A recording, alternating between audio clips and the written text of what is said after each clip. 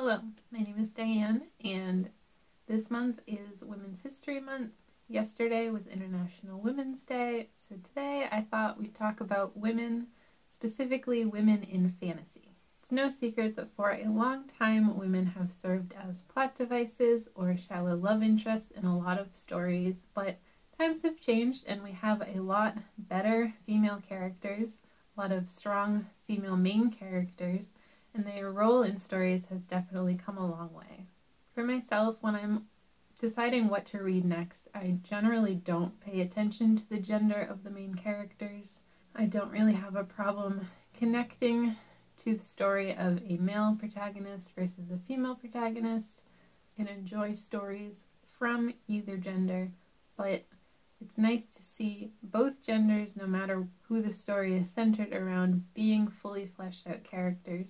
And as a female myself, I can't say it doesn't make me very happy to see strong women on the page kicking butt in their stories, whether they're physically strong and bold or brave and protective in their own smaller ways. So here are 10 women featured in fantasy stories that I personally love. First is Isabella Camhurst from the series The Memoirs of Lady Trent by Marie Brennan. Throughout the series, we see Isabella in some key moments of both her professional and personal life. My favorite of this series is the first book, Natural History of Dragons, where we see Isabella trying to break into the scientific scene. She's a woman in this world isn't supposed to be working in academics. It's not socially acceptable, so she has to find a way to bend the rules a little. She manages to find a loophole that will at least allow her to get her foot in the door, and it sets her on this path of making her biggest contribution, her biggest discovery in the scientific community. And I really liked Isabella because she's smart and resourceful, and she manages to get what she wants in a way that isn't openly breaking the rules. She's not disrupting things, but she is setting things on the path of change. She is a bit reckless and short-sighted in her behavior a lot of the time, so she's not a perfect character, but I do love seeing characters who bend the rules just enough, and that's exactly what she does. Next up is Betty, Violet, Dee, and Hannah from the Rat Queen series by Curtis Weeb. This is 4 women instead of 1. If I had to pick just one of them, my favorite personally is Dee. She's the introvert of the group. At a party, she's probably off in a corner reading a book, trying to calm herself down. These women are strong in a more literal sense. They are adventurers who take on quests and go on dangerous adventures together. I really like them because they're not only strong literally, but they are a very tight-knit group of women. They fight together, they work together, they also play together, and they do a lot of dangerous, adventurous things, and then at the end of the day, they're all very close friends who are supporting each other in their personal lives and their personal growth. Next up is Egwene Elvire from the Wheel of Time series by Robert Jordan. Honestly, at the beginning of this series, I didn't like Egwene at all. I honestly didn't like the majority of the female characters. I think especially in the first 3 books, they don't really have anything good going on, nothing that really connected me to any of their characters. Egwene starts out as a bit maybe overconfident in her abilities. In the small town that she's from, she is a big fish in a small pond there, and then when she sets out on her own, especially in the 4th book, there's a particular scene where she's talking with Rand, the male protagonist, and she basically tells him, like, look, we're not kids in our village anymore.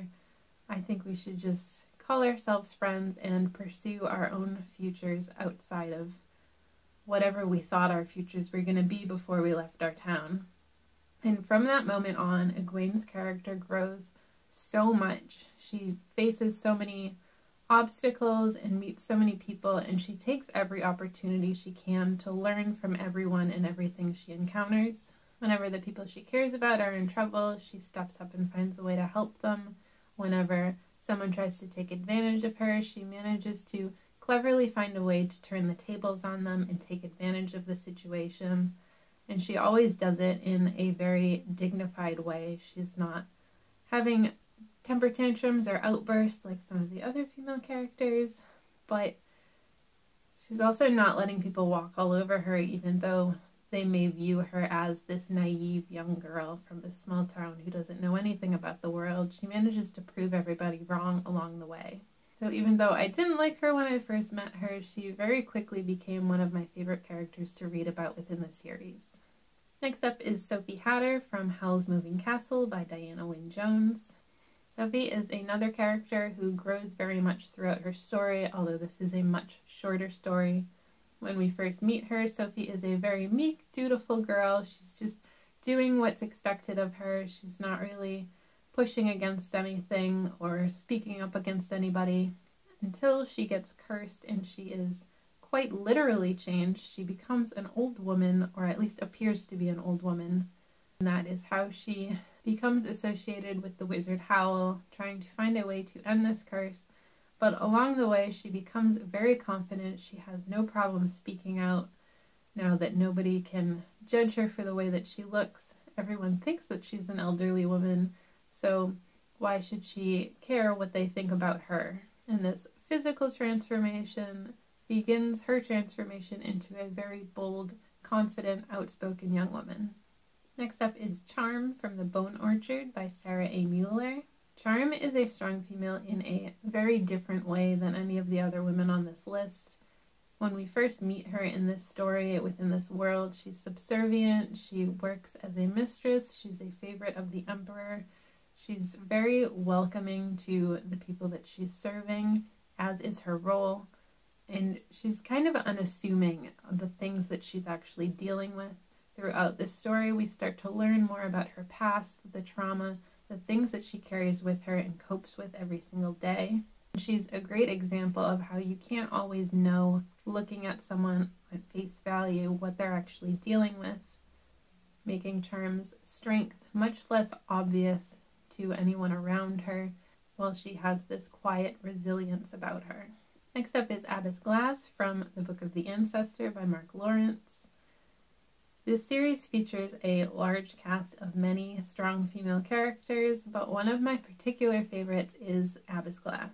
She's both bold and brave, but in such a subtle way. She's very protective of all the girls in her care, everyone living at the convent with her. She's willing to do basically anything to keep them safe. She's willing to stand up to anyone who may cause any danger to them or oppose her, but she does it in such a subtle, calculated way. She never loses her temper. She always has a plan, but she never shows her cards, even to the people who are very close to her.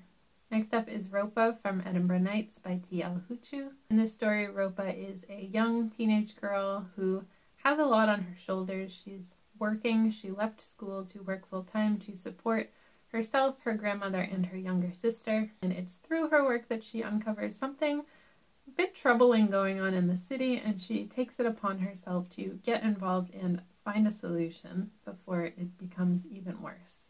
I love Ropa because she is the narrator of her own story. She has a very distinct, unique voice that I enjoy that may not be for everyone. She is very snarky, very cynical, but she doesn't back down from the obstacles that are put in her way. Next is Catelyn Stark from A Song of Ice and Fire by George R.R. Martin. I think there may be some other more obvious choices of strong female characters within this series, but my favorite is Catelyn.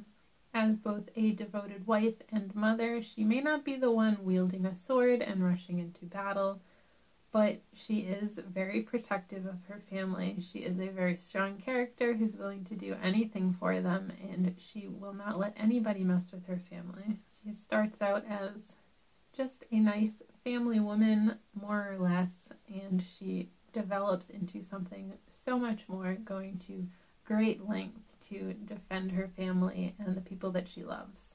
Next up is Garlic from Garlic and the Vampire and Garlic and the Witch by Brie Paulson. It feels a little weird to call an anthropomorphic bulb of garlic a female, but if you've read Garlic and the Witch, it'll make sense. Garlic is adorable. She's anxious, she's nervous, she's really lacking confidence in her abilities. But when something potentially dangerous rolls into town that may threaten the lives of her friends, she steps up even though she is absolutely terrified of doing so. You see her overcoming her anxiety to make sure that the people she cares about are protected, and it definitely takes strength to face something that you think is scary, no matter how big or small that thing may be. And the last woman I want to talk about is from the book Illuminations by T. Kingfisher. Although this story features a female main character and there are a few other, probably bigger female roles within this story, my favorite was Aunt Nadia. Aunt Nadia is a very talented artist and an absolute coffee addict. She is drinking coffee morning, day, and night. She seems like she'd be a little intimidating up front when you first meet her, but she's just as kind and warm-hearted as everyone else within her family. She's incredibly devoted to her work, although not always super confident in her abilities.